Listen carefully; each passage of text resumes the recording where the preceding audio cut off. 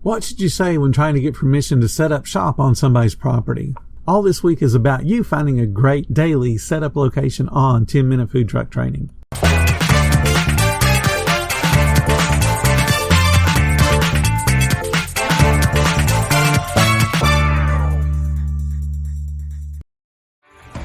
Este episodio es presentado por Honda. Descubra la nueva Honda Passport Trail Sport todoterreno. La Passport más todoterreno que Honda haya imaginado jamás. Esta Passport cuenta con mayor altura al suelo, barras de techo en todas sus versiones y neumáticas especialmente diseñados para cualquier terreno. Además, disfruta todos tus viajes con el control de clima de 3 zonas, techo panorámico y opciones como asientos delanteros con calefacción y ventilación. Conoce más en honda.com/passport.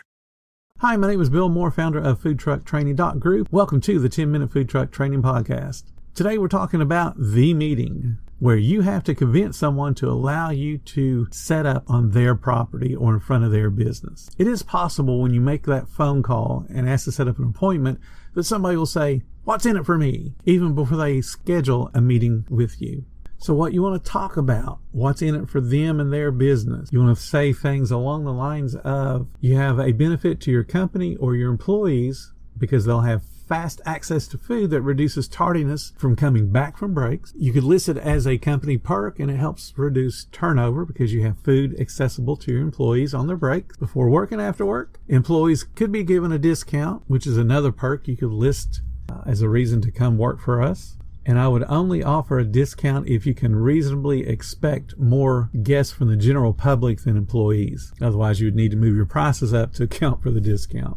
You can talk about management getting a deeper discount, 50% off, 75% off. It could even be free. It just depends on what encouragement the managers will need to approve you being there. Employee meals could be given a priority if they call or message in advance. That way it reduces their waiting time so they can get back to eating and enjoying their lunch break. You could talk about future catering discounts for employees or Customer Appreciation Day celebrations. You can talk about rotating in food specials to help reduce menu fatigue so it's always new and fresh for the employees. Studies have shown that when food options are not provided by the company, employees start talking about where their next meal is coming from about 15 minutes before their break time, and that reduces their focus on work-related tasks. So you're helping improve productivity by being there for their employees and having meals much closer than going off to a restaurant. And if it comes down to it, you can talk about the additional income stream for the business if you end up having to pay a small rent. Having on-site food improves morale and productivity of the staff. And depending on your food type, you could even point out dietary benefits for the staff. So you can talk about all of those benefits just on the employee side. Then you can also talk about the benefits to the clients and customers of the business. Convenient access to delicious food prepared with a happy, outgoing vendor creates a really great first impression for both businesses. So if you're greeting everybody comes walking past your business, how you doing, whether they stop and eat food with you or not, it creates a good impact as they enter into the other business. Talk about you making your social media posts that are going to include the company location, the business location. Any promotions that they are running, you can promise to cross-promote on your social media, and then also encourage your guests to take photographs of the location, which will show your business and hopefully their business and their logo, and have your guests tag both businesses. This helps increase the social media exposure. If you're setting up in front of a big name company like Lowe's or Best Buy, they may not care one way or another, but if you're setting up in front of a smaller hometown business, they'll want that exposure and they want that association. So definitely drive that as a selling point. A food vendor adds value to the business for its clients and its customers. It's one more reason to go to this particular business over a competitor.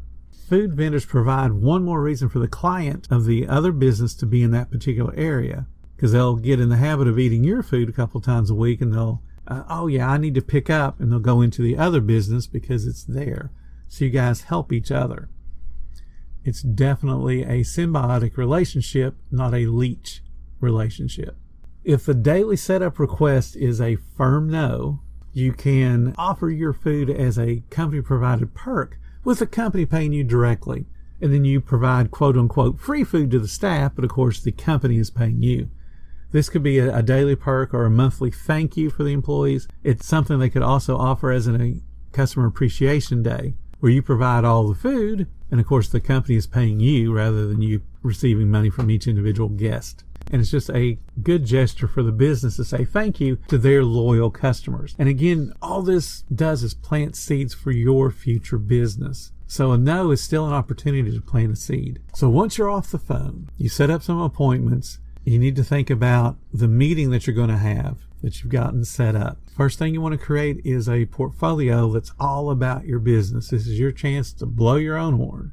A portfolio sets you apart from all the part-timers and all the business hobbyists, food vendors that are out there pretending they're real business people. It demonstrates that you have organization and professionalism, and it allows you to show off any certifications, licenses, insurance coverage, and all those things help to put the property manager or the business owner you're talking to at ease, because you're showing you're dedicated to safety and doing things properly and legally, just like they have to. So the things you want to gather for your portfolio will be copies of all your permits and licenses and fee receipts that are specific to your location or the location you want to vend in, copies of your licenses, your ServSafe or food manager certification, proof of your insurance, and any other kind of insurances that are required for your business. Have some photos of your food. Definitely have some photos of your guests enjoying food. And if you have set up before other places, have photographs of your full setup.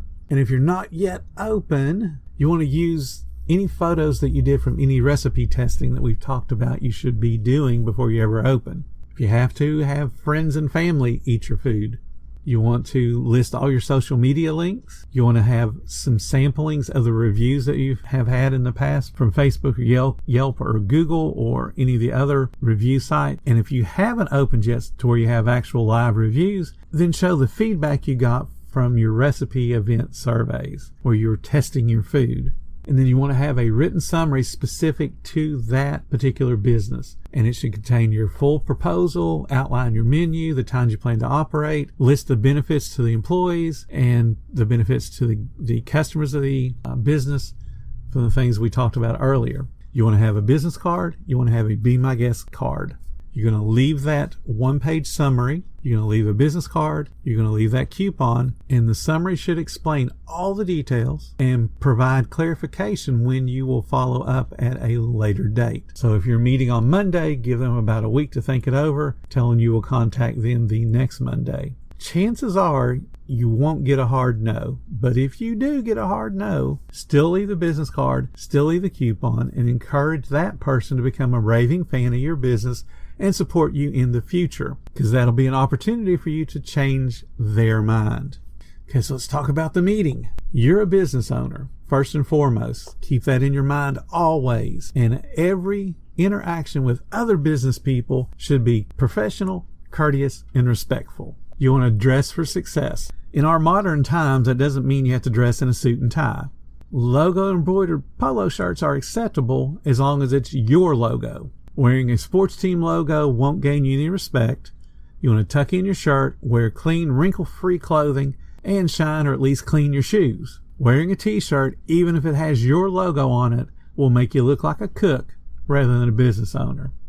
You want to arrive early. This is so cliche, and yet you would be surprised how many people cannot arrive on time to a meeting, let alone early. You want to account for vehicle troubles, traffic troubles, anything that could make you a couple of minutes late. You want to account for that. Be early. Practice your pitch. Role playing is so embarrassing for people, but you've got to do it. You've got to sound like you know what you're talking about. You've got to be able to communicate your passion for your business to convince somebody else they need to be a part of your business. Talk to a friend, talk to family members, and treat them like they're strangers. I know it's difficult, but you got to practice. I strongly urge you to practice what you're going to say.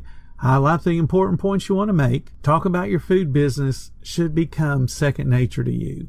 When somebody says, I'd love a hot dog, you say, oh man, I sell the best hot dogs. You would not believe how good they are. You should sound so passionate. So when you're talking about your business, you don't want to be looking down at the floor and all shy. You want to be looking them in the eye and you want to tell them all the benefits and you want to be thoroughly thrilled about what you do. They need to be so excited they can't wait for you to come set up. You want to stay on point, respect their time, don't ramble, answer any of their questions concisely, and be prepared for interruptions, because after all, you're their business. there's going to be some little problem come up where they have to excuse themselves and go do whatever they need to do. So keep that in mind. If you're trying to schedule multiple appointments in a day, put lots of breathing space in between them to account for one meeting taking longer than you expect. Conclude the meeting and ask for the next step to approval. If you have to move up the chain of command, then set up a specific follow-up time and offer to make the proposal yourself, because I can promise you, you'll do a much better job than somebody else who's taken that one little sheet of paper to their boss to say, hey, look, this dude wants to set up. If the business is ready to move forward, contain your excitement and then set a date to begin operating and when you're going to sign contracts.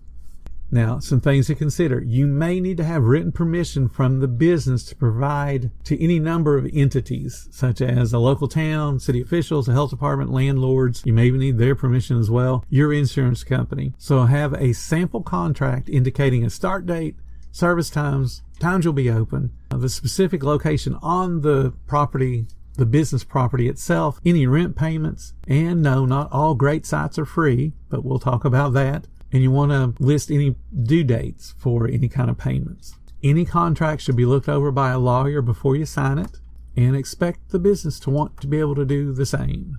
As far as payment for the rental site, offer in-trade proposals first. So free meals for the managers, discounts for the employees. Run the numbers, not only for yourself, but to demonstrate the value of those discounts to the property owner. For example, the business has 3 managers working daily 5 days a week that you're going to be setting up. That's 15 free meals. So you multiply that by your average check. Let's say it's $15. So that means you're offering $225 in rent a week. Of course, if you've been paying attention to my other podcasts and my videos, you're only really offering them about $56 if you're running a 25% food cost. But it's the retail price that matters, because that's the price the employee would have to pay you, that $15. So you're saving them $15. So if you're able to, again, give all the managers free meals, that's $225 worth of rent. That's that's actually $900 a month. So that's a pretty substantial rent, and it's a big number.